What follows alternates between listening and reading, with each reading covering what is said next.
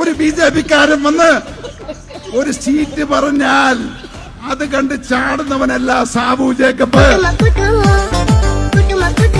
ഞാൻ 20യുടെ ആളാണ്. മേലിൽ ഇനിയും 20 ആയിട്ടൊരു ബന്ധമില്ല. അതുകൊണ്ട് ഞങ്ങളെല്ലാം 2020 വിടുക. ശബരിമലയിലെ കുറ്റവാളികളെ കയ്യാമം വെക്കുമെന്ന് അത് മോദി ഗ്യാരണ്ടിയാണത്രേ.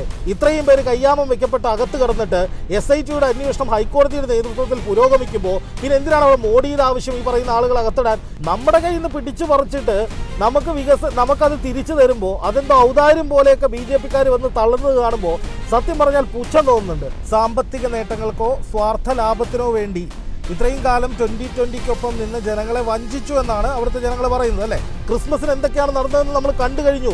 മുസ്ലിം ന്യൂനപക്ഷങ്ങൾക്ക് നേരെ വലിയ തോതിലുള്ള ആക്രമണങ്ങൾ സംഘടിതരായി വരുന്ന ബജ്രംഗദള്, VHP, കൊരങ്ങ സേന എന്നൊക്കെ പറയുന്ന കുറേ ആളുകൾ നടത്തിക്കൊണ്ടിരിക്കുക. കോർപ്പറേഷന്റെ ഇനിയുള്ള മുഴുവൻ വികസന പദ്ധതികളും എന്തൊക്കെയാണ് എന്ന് മോദി പറയുമെന്നൊക്കെയാണ് VV രാജേഷും രാജീവ് ചന്ദ്രശേഖരനും തള്ളി മറിച്ചത്. 2020യുടെ കുത്തകയായിട്ടുള്ള കിഴക്കമ്പലത്തിൽ വലിയൊരു പൊട്ടിത്തെറി ഉണ്ടായിരിക്കുകയാണ്. അതായത് 2020 NDAയിൽ ചേർന്നതോടെ ഭൂരിഭാഗം ആളുകളും അതിൽ നിന്ന്, അതായത് 2020 പാർട്ടിയിൽ നിന്ന് മാറുന്ന ഒരു കാഴ്ചയാണ് കാണുന്നത്. ഒരുപക്ഷെ NDA സ്വീകരിക്കാത്ത പലരും തന്നെ കോൺഗ്രസിലേക്ക് ചേക്കേറുന്നു എന്നുള്ള വാർത്തകളൊക്കെ വരുന്നുണ്ട്. എന്താണ് സത്യത്തിൽ അവിടെ നടക്കുന്നത്? അല്ലെങ്കിൽ NDAയിൽ ചേർന്നതുകൊണ്ട് 2020ക്ക് വലിയ ഗുണങ്ങൾ ഉണ്ടാകുമോ? രേഷ്മ, രാഷ്ട്രീയപരമായ ഒരു വിലയിരുത്തൽ ഞാൻ നടത്തുന്നതിന് മുമ്പ് രേഷ്മയോട് ഒരു കാര്യം ചോദിക്കട്ടെ. രേഷ്മ കഴിഞ്ഞ ദിവസം അവിടുത്തെ ജനങ്ങളുടെ പ്രതികരണം എടുക്കുന്നതിന് വേണ്ടി കിഴക്കമ്പലത്ത് പോയതാണല്ലോ. അപ്പോൾ ശരിക്കും ജനങ്ങളുടെ പ്രതികരണം എത്തരത്തിലുള്ളതായിരുന്നു? ഈ കിറ്റക് സാബു ഞങ്ങളെ വഞ്ചിച്ചു, അതായത് ഒരു പാർട്ടിയിലും ചേരില്ല എന്ന് പറഞ്ഞു നിന്ന കിറ്റക് സാബു തങ്ങളെ വഞ്ചിച്ചു എന്ന നിലയിലാണോ അവർ പറയുന്നത്? അതെ, അവര് എടുത്തു പറയുന്ന ഒരു കാര്യം എന്ന് പറഞ്ഞാൽ സ്വയമേധ ഒരു തീരുമാനം എടുത്തു, മറ്റുള്ളവരോട് ഒരു തീരുമാനം ചോദിച്ചില്ല, അല്ലെങ്കിൽ അവരോട് അത്തരം കാര്യങ്ങൾ സംസാരിച്ചില്ല. അതുകൊണ്ട് തന്നെ തങ്ങൾ ആ പാർട്ടി വിടുകയാണ്. NDA ഒരിക്കലും അംഗീകരിക്കാൻ പറ്റത്തില്ല. അങ്ങനെ അംഗീകരിക്കുകയാണെങ്കിൽ പലരും ആ പാർട്ടിയിൽ നിന്ന് മാറും. അതൊരിക്കലും അവർക്ക് അവിടെ അതൊരു അക്സെപ്റ്റബിൾ ആകാൻ സാധ്യതയില്ല എന്നാണ് നമ്മള്. കിറ്റക് സാബു തന്റെ രാഷ്ട്രീയ നേട്ടങ്ങൾക്കോ സാമ്പത്തിക നേട്ടങ്ങൾക്കോ സ്വാർത്ഥ ലാഭത്തിനോ വേണ്ടി ഇത്രയും കാലം 2020-ക്കൊപ്പം നിന്ന് ജനങ്ങളെ വഞ്ചിച്ചു എന്നാണ് അവിടുത്തെ ജനങ്ങൾ പറയുന്നത് അല്ലേ? അതെ. അപ്പൊ അത് തന്നെയാണ് രേഷ്മ. ഇവിടെ കിറ്റക് സാബു ഇതിനു മുമ്പ് നടത്തിയ ഒരു വലിയ പ്രസംഗമുണ്ട്. അതായത് BJP ബാന്ധവത്തെക്കുറിച്ച് വലിയ ആരോപണങ്ങൾ ഉയർന്നപ്പോൾ, അതായത് കൃത്യമായി പറഞ്ഞാൽ കിറ്റക് സാബുവിൻ്റെ നിലപാടുകൾ, പ്രസംഗം ഒക്കെ കേട്ട് കഴിഞ്ഞാൽ നമുക്ക് മനസ്സിലാവുന്ന ഒരു കാര്യം, എല്ലായ്പ്പോഴും അയാൾ CPM-നെയും കോൺഗ്രസിനെയും, അതായത് LDF-നെയും UDF-നെയും കടന്നാക്രമിക്കുന്ന ഒരു ശൈലി ഉണ്ടായിരുന്ന ആളാണ്. പക്ഷേ എവിടെയും അയാൾ BJP-യെ കടന്നാക്രമിക്കുക അല്ലെങ്കിൽ കേന്ദ്ര സർക്കാരിനെതിരെ എന്തെങ്കിലും നിലപാട് സ്വീകരിക്കുക അതൊന്നും ഉണ്ടായിരുന്നില്ല. അപ്പോൾ BJP-യിലേക്ക് സാബു പോകാൻ വേണ്ടിയുള്ള പണിയാണ് ഇത് എന്ന് ഒരു ആരോപണം ഉയർന്നപ്പോൾ സാബു ഒരു വലിയ പ്രസംഗം നടത്തിയിരുന്നു. അത് നമുക്കൊന്ന് കാണാൻ രേഷ്മ. MP സീറ്റോ MLA-യോ മന്ത്രിയോ ആകണമെന്നുണ്ടായിരുന്നെങ്കിൽ പണ്ടേ നിങ്ങളെയെല്ലാം വഞ്ചിച്ചുകൊണ്ട്, നിങ്ങളെയെല്ലാം വിട്ടുകൊണ്ട്, ഈ നാടിനെ വഞ്ചിച്ചുകൊണ്ട് എനിക്കതാകാമായിരുന്നു. അപ്പോ ഒരു ബിജെപിക്കാരൻ വന്ന് ഒരു സീറ്റ് പറഞ്ഞാൽ അത് കണ്ട് ചാടുന്നവനല്ല സാബു ജേക്കബ്.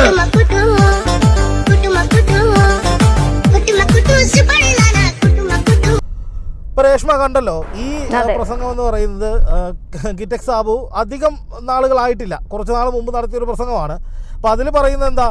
ഞാൻ ഒരിക്കലും BJP-യിലേക്ക് പോകില്ല, അധികാരത്തിന് വേണ്ടി BJP-യുടെ തിണ്ണ നടക്കില്ല, ഇങ്ങനെയൊക്കെയാണ് സാബു പറയുന്നത്. ഇത് ഒരു പ്രസംഗമാണ്. ഇതേ മോഡലിൽ ഒരു കാലത്തും BJP-യുമായി സന്ധി ചെയ്യില്ല, ഒരു സ്വതന്ത്ര പ്രസ്ഥാനമായി നിലനിൽക്കാനാണ് ആഗ്രഹിക്കുന്നത്, ഒരു തരത്തിലും ഒരു പ്രശ്നത്തിലേക്കും ഒന്നും താൻ നീങ്ങില്ല, BJP-യുമായിട്ട് ഒരു തരത്തിലുള്ള പ്രശ്നമല്ല, ഐക്യത്തിലേക്കും പോകില്ല എന്നൊക്കെ സാബു പലപ്പോഴായി പറഞ്ഞിട്ടുണ്ട്.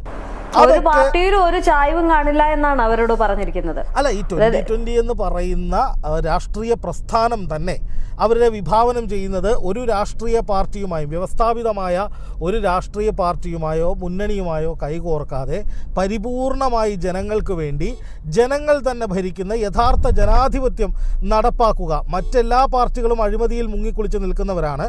അതുകൊണ്ട് അഴിമതിയില്ലാത്ത ജനക്ഷേമകരമായ പദ്ധതികൾ നടപ്പാക്കുന്നതിന് വേണ്ടി ഒരു സ്വതന്ത്രമായ പാർട്ടി സംവിധാനം, ഒരു രാഷ്ട്രീയ സംവിധാനം വേണം. അതിനു വേണ്ടിയാണ് ഞങ്ങൾ ഇതൊക്കെ തുടങ്ങിയത് എന്നാണ് കിറ്റക്സ് മുതലാളി തൊഴിലാളി നിരന്തരമായി പറഞ്ഞുകൊണ്ടിരുന്നത്. കേരളത്തിൽ വികസിക്കാൻ ഒരു സാധ്യതയുമില്ല, കേരളം മുടിയുകയാണെന്നൊക്കെ പറഞ്ഞ് ഇവിടുന്ന് ഓടിപ്പോയ ആളാണ് സാബു. ഒന്ന് ആലോചിച്ച് നോക്കണം. ഇവിടെ കേരളത്തിലാണ് കിറ്റെക്സ് പടർന്ന് പന്തലിച്ചത്, പെരുമ്പാവൂരും കിഴക്കമ്പലവും ആ മേഖല കേന്ദ്രീകരിച്ച്. ഇത്രയും വലിയൊരു വ്യവസായ സാമ്രാജ്യമായി കിറ്റെക്സ് മാറിയത് നമ്മുടെ കേരളത്തിൻ്റെ മണ്ണിൽ നിന്നാണ്. എന്നിട്ട് സാബു പറയുകയാണ് ഇവിടെ വ്യവസായം വരില്ല, ഒന്നും നടക്കില്ല എന്നൊക്കെ പറഞ്ഞ്. അത് CPM-ൻ്റെ ഭാഗത്തും വീഴ്ചയുണ്ട്, സർക്കാരിൻ്റെ ഭാഗത്തും വീഴ്ചയുണ്ട്. അതൊക്കെ തള്ളി പറഞ്ഞുകൊണ്ട്, അല്ലെങ്കിൽ അവരെയൊക്കെ തള്ളി പറഞ്ഞ് സാബു ആന്ധ്രയിലേക്ക് തെലങ്കാനയിലേക്കൊക്കെ പോവാണ്. പക്ഷേ അത് കഴിഞ്ഞ തദ്ദേശ തെരഞ്ഞെടുപ്പിൽ ഈ പറയുന്ന പോലെ 3 പഞ്ചായത്തുകളിലെ ഭരണം 2020 നിലനിർത്തിയെങ്കിലും ഇനിയും ഇങ്ങനെ മുന്നോട്ട് പോയാൽ അധികം വൈകാതെ ഭരണവും ഒക്കെ നഷ്ടമാകും, ഈ പാർട്ടിയുടെ നിലനിൽപ്പ് തന്നെ അപകടത്തിലാകുമെന്ന് കിറ്റെക്സ് സാബുവിന് വ്യക്തമായി മനസ്സിലായി. ഇതോടുകൂടിയാണ് BJP-യുടെ ഭാഗമാകാം. BJP-യുടെ എന്ന് പറഞ്ഞാൽ സാങ്കേതികമായി പറയാം 2020 ഒരു രാഷ്ട്രീയ പാർട്ടിയാണ്, BJP-യുമായിട്ടല്ല അലയൻസ്, NDA മുന്നണിയിലേക്കാണ് പോയത് എന്നൊക്കെ പറയാമെങ്കിലും ഇത് ബോധമുള്ളവർക്ക്, ബുദ്ധിയുള്ളവർക്ക് മനസ്സിലാവും ഇത് NDA-യിലേക്കല്ല, മറിച്ച് BJP-യിലേക്കുള്ള ഒരു പോക്കാണെന്ന്. ഞാനൊരു ഉദാഹരണം വേറെ പറയാം. ഇതേപോലെ വലിയ വർത്തമാനം പറഞ്ഞ് ഒറ്റയ്ക്കൊരു വലിയ നേതാവായി വന്ന ആളാണ് PC ജോർജ്. നമുക്കറിയാം പൂഞ്ഞാറിൽ മറ്റെല്ലാ വ്യവസ്ഥാപിത മുന്നണികളെയും വെല്ലുവിളിച്ചുകൊണ്ട് ഒറ്റയ്ക്ക് മത്സരിച്ച് 25,000 വോട്ടിൻ്റെ ഭൂരിപക്ഷത്തിൽ വിജയിച്ച് MLA ആയ ആളാണ് PC ജോർജ്. ആ PC ജോർജ് സ്വന്തമായി ഒരു പാർട്ടിയൊക്കെ രൂപീകരിച്ചു, ജനാധിപത്യ സംരക്ഷണ പാർട്ടിയോ അങ്ങനെ എന്തോ ആയിരുന്നു അതിൻ്റെ പേര്. ആ PC ജോർജ് പിന്നീട് എന്താണ് സംഭവിച്ചതെന്ന് നമ്മൾ കണ്ടു. അധികാരക്കൊതി മൂത്ത് ദേശീയ തലത്തിലടക്കം എന്തൊക്കെയോ കിട്ടുമെന്നുള്ള ആക്രാന്തത്തിൻ്റെ പുറത്ത് നേരെ പോയി NDA മുന്നണിക്ക് തലവെച്ചു. NDA മുന്നണിക്കല്ല, BJP-യിൽ തലവെച്ചു. ആദ്യം NDA-യുടെ ഭാഗമെന്ന നിലയിലൊക്കെയാണ് PC ജോർജ് നിന്നതെങ്കിൽ പിന്നീട് അത് മാറിയിട്ട് നേരെ BJP, സ്വന്തം പാർട്ടിയും ഉപേക്ഷിച്ച് PC ജോർജ് നേരെ BJP-യിൽ അംഗത്വം എടുത്തു. എന്നിട്ട് എന്തായി? ചൊറിയും കുത്തി ആശാൻ വീട്ടിലിരിക്കുകയാണ്. ഒരു പദവിയും കിട്ടിയില്ല, ഒന്നും കിട്ടിയില്ല. നാട്ടുകാരുടെ ചീത്തവിളിയും സമൂഹത്തിൽ നിന്ന് ഒറ്റപ്പെടലും മാത്രമാണ് ഇപ്പോൾ PC ജോർജിനുള്ളത്. ഇതേപോലെ ടോം വടക്കൻ എന്ന് പറയുന്ന ഒരു AICC വക്താവുണ്ടായിരുന്നു. ആ ചാനൽ ചർച്ചകളിലും കോൺഗ്രസ് വേദികളിലും ഒക്കെ നിറസാന്നിധ്യമായിരുന്നു. പൊടുന്നനെ ഒരു ദിവസം BJP-യിലേക്ക് പോയി. എന്നിട്ട് എന്താണ് ഇപ്പോൾ സംഭവിച്ചത്? ആ മനുഷ്യനെ മഷിയിട്ട് നോക്കിയാൽ കാണുന്നില്ല. അങ്ങനെ ഒരുപാട് പേര് BJP-യിലേക്ക് എടുത്തു ചാടി ഒന്നുമല്ലാതായി പോയിട്ടുണ്ട്. ദേശീയ തലത്തിൽ ഒരുപാട് രാഷ്ട്രീയ പാർട്ടികളും മുന്നണികളും രാഷ്ട്രീയ പാർട്ടികളും നേതാക്കളും ഒക്കെ BJP-ക്ക് കൈകൊടുത്ത് എങ്ങും എത്താതെ പോയിട്ടുണ്ട്. ഇവിടെ ഇപ്പോൾ സംഭവിക്കാൻ പോകുന്നത് കിറ്റെക്സ് സാബു കഷ്ടപ്പെട്ടുണ്ടാക്കി കൊണ്ടുവന്ന 2020 എന്ന പ്രസ്ഥാനം ഇതോടുകൂടി തീർന്നു. എനിക്ക് പറയാനുള്ളത് ഒറ്റ കാര്യമേ ഉള്ളൂ. ഈ സാബു ഒരിക്കലും അവിടുത്തെ 2020-യുടെ മുഴുവൻ ഭാരവാഹികളോടും ചോദിച്ച് അനുമതി മേടിച്ച് ചർച്ച നടത്തിയിട്ടൊന്നും ആയിരിക്കില്ല ഈ BJP-യിലേക്ക് പോയതല്ലേ? അങ്ങനെയല്ലേ രേഷ്മയ്ക്ക് അവിടെ ഈ NDA ബാന്ധവത്തിന് പിന്നാലെ UDF-ലെ അല്ലെങ്കിൽ 2020-യുടെ ഭാഗമായിരുന്ന ചില നേതാക്കള് രാജിവെച്ച് കോൺഗ്രസിനൊപ്പം പോകുന്ന സാഹചര്യവും ഉണ്ടായി. അപ്പൊ അവിടുത്തെ സാധാരണക്കാരായ ജനങ്ങളെ എന്താ പറയുക, ഒരു സ്വതന്ത്ര പാർട്ടി, ജനങ്ങൾക്ക് വേണ്ടി ജനങ്ങളുടെ സ്വന്തം പാർട്ടി എന്ന നിലയിലൊക്കെ പറഞ്ഞു പറ്റിച്ചിട്ട് അവസാനം BJP-യിലേക്ക് എടുത്തു ചാടിയ സാബു വർഗീസ്, കിറ്റെക്സ് സാബു, അയാളുടെ കാര്യം കട്ടപ്പുകയാണെന്നുള്ളതാണ് രേഷ്മ എനിക്ക് തോന്നുന്ന കാര്യം. കാരണം ഒന്നാമത് ജനങ്ങളെ വഞ്ചിച്ച നിലപാട് സ്വീകരിക്കുന്ന ഒരു രാഷ്ട്രീയ നേതാവ് അല്ലെങ്കിൽ ഒരു രാഷ്ട്രീയ പാർട്ടി ജനങ്ങൾക്ക് വേണ്ടി തുടങ്ങിയതാണ് എന്നൊക്കെ പറഞ്ഞ് ജനങ്ങളുടെ ഇന്ന് വോട്ടും വാങ്ങിച്ച് അധികാരത്തിലിരുന്ന ഒരു പാർട്ടിയും പാർട്ടിയുടെ നേതാവും ഒരു സുപ്രഭാതത്തിൽ ഇതുവരെ പറഞ്ഞത് അത്രയും വിഴുങ്ങിയിട്ട് നേരെ NDA-യുടെ NDA-യുടെ ആലയത്തിൽ പോയി സാഷ്ടാംഗം പ്രണമിച്ച് കിടക്കുകയാണ്. അപ്പൊ സ്വാഭാവികമായിട്ടും ജനങ്ങളോടുള്ള വഞ്ചനയല്ലേ, വോട്ടർമാരോടുള്ള വഞ്ചന. അപ്പോൾ സ്വാഭാവികമായിട്ടും ഇവർക്കെതിരെ നിൽക്കും. അപ്പൊ അതിന്റെ ഏറ്റവും വലിയ ഗുണം കിട്ടാൻ പോകുന്നത് UDF-നാണ്, കോൺഗ്രസിനാണ്. അടുത്ത നിയമസഭാ തെരഞ്ഞെടുപ്പിൽ തീർച്ചയായിട്ടും കോൺഗ്രസിന് ഒരു വലിയ മുന്നേറ്റം അവിടെ ഉണ്ടാക്കാൻ സാധിക്കുമെന്ന് തന്നെയാണ് കരുതുന്നത്. അതുപോലെ തന്നെ നിലവിലെ MLA ആയ ശ്രീനിജന്റെ നേതൃത്വത്തിൽ അവിടെ കുറേ ആളുകളെ CPM-ലേക്ക് കൊണ്ടുവരാനുള്ള ശ്രമങ്ങളും നടക്കുന്നുണ്ട്. എന്തായാലും ജനങ്ങൾക്ക് പ്രതീക്ഷ നൽകിക്കൊണ്ട് ഒരു വലിയ പ്രസ്ഥാനം കെട്ടിപ്പടുത്ത് പൊടുന്നനെ NDA-യിലേക്ക് പോയതോടെ ഇതുവരെ കെട്ടിപ്പൊക്കിയ സാമ്രാജ്യം, അതായത് സമൂഹത്തിലും ഒരു രാഷ്ട്രീയ വ്യക്തിത്വം എന്ന നിലയിൽ സമൂഹത്തിൽ ഉണ്ടാക്കിയെടുത്ത ഒരു വലിയ ഒരു സാമ്രാജ്യം, സൽപ്പേര്, അതൊക്കെ സാബുവിന് ഒറ്റയടിക്ക് പോയിരിക്കുകയാണ്. ഇപ്പം ഇത് നേരത്തെ പറഞ്ഞതുപോലെ BJP-യിലേക്ക് PC ജോർജ് ചേക്കേറുന്നു, പിന്നീട് മഷി ഇട്ടാൻ പോലും കാണാൻ പറ്റാത്ത ഒരു അവസ്ഥയിലേക്ക് PC ജോർജ് മാറിക്കഴിഞ്ഞിരിക്കുന്നു. അതേ പാത പിന്തുടർന്നുകൊണ്ട്, അതായത് പറഞ്ഞ വാക്കുകൾക്ക് ഒരു വിലയില്ലാതെ അല്ലെങ്കിൽ എടുത്ത നിലപാടിൽ ഉറച്ചു നിൽക്കാതെ ഇദ്ദേഹവും തിരിച്ച് BJP-യിലേക്ക് അല്ലെങ്കിൽ NDA-യിലേക്ക് കൈകോർക്കുമ്പോൾ എന്തായിരിക്കും അതിൻ്റെ ഒരു ഉദ്ദേശം, അല്ലെങ്കിൽ എന്തുകൊണ്ടാണ് ഇദ്ദേഹം ഈ ഒരു NDA-യിലേക്ക് കൈകോർക്കാൻ കാരണമായി തീർന്നിട്ടുള്ളത്? ഇതിൽ ഞാൻ മനസ്സിലാക്കുന്ന ഒരു കാര്യം രേഷ്മ, ഈ അടുത്ത കാലത്തായി കിറ്റെക്സിൻ്റെ ഓഹരികൾക്ക് പലയിടങ്ങളിലും ചില തിരിച്ചടികൾ ഉണ്ടായതായി വാർത്തകൾ ഉണ്ടായിരുന്നു. എന്ന് മാത്രമല്ല, കിറ്റെക്സിൻ്റെ സാമ്പത്തിക ഇടപാടുകൾ അന്വേഷിക്കണമെന്നത് സംബന്ധിച്ച് ചില പരാതികൾ ഉയർന്നു വന്നതായി കേട്ടിരുന്നു. അതോടൊപ്പം തൊഴിൽ നിയമങ്ങളുടെ ലംഘനമടക്കം കിറ്റെക്സിനെതിരെ പലതരത്തിലുള്ള പരാതികളും കേന്ദ്രത്തിനുൾപ്പെടെ പോയതായും അറിയാൻ സാധിച്ചിരുന്നു. അപ്പോൾ സ്വാഭാവികമായിട്ടും എൻഫോഴ്സ്മെൻറ്റ് ഡയറക്ടറേറ്റ് അടക്കമുള്ള കേന്ദ്ര ഏജൻസികളെ കാണിച്ച് പേടിപ്പിച്ച് കിറ്റെക്സ് സാബുവിനെ NDA-യിലേക്ക് കൊണ്ടുവന്നതാണ് എന്നൊരു വാദം നിലനിൽക്കുന്നുണ്ട്. ഇനി അതല്ല എങ്കിൽ സാബുവിന് രാഷ്ട്രീയമായിട്ട് ചില ലക്ഷ്യങ്ങൾ ഉണ്ടാകുമായിരിക്കും. അടുത്ത നിയമസഭാ തെരഞ്ഞെടുപ്പിലോ അല്ലെങ്കിൽ ഇനി വരാൻ പോകുന്ന അത് കഴിഞ്ഞിട്ടുള്ള നിയമസഭാ തെരഞ്ഞെടുപ്പിലോ BJP കേരളത്തിലൊരു പ്രോമിനൻറ്റ് പാർട്ടിയായി മാറുമ്പോൾ, NDA ഒരു ശക്തമായ മുന്നണിയായി മാറുമ്പോൾ വലിയ തോതിൽ വ്യവസായ മേഖലയിൽ വിളയാടാനുള്ള അവസരം തനിക്ക് കിട്ടും എന്ന് കരുതിയിട്ടായിരിക്കാം ചിലപ്പോൾ സാബു ഇത്തരത്തിലൊരു തീരുമാനമെടുത്തിട്ടുണ്ടാവുക.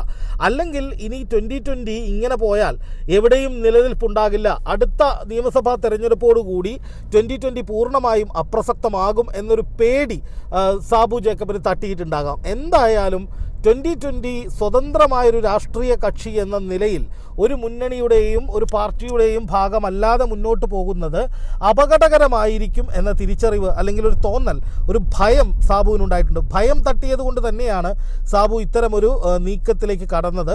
അതിൻ്റെ കാരണം എന്താണ്, എങ്ങനെയാണ് എന്നുള്ളത് അധികം വൈകാതെ അനാവരണം ചെയ്യപ്പെടും. എന്തായാലും ഇത് പറഞ്ഞതുപോലെ തന്നെ ഇപ്പോൾ NDA-യിൽ കൈകോർത്തത് കൊണ്ട് തന്നെ ഈ കിഴക്കമ്പലത്ത് വലിയൊരു മാറ്റം ഉണ്ടാകാൻ സാധ്യതയില്ല. അത് എടുത്തു പറയേണ്ടത് തൃശ്ശൂരിൻ്റെ ഒരു അവസ്ഥ മുന്നിൽ കണ്ടുകൊണ്ടാണ്.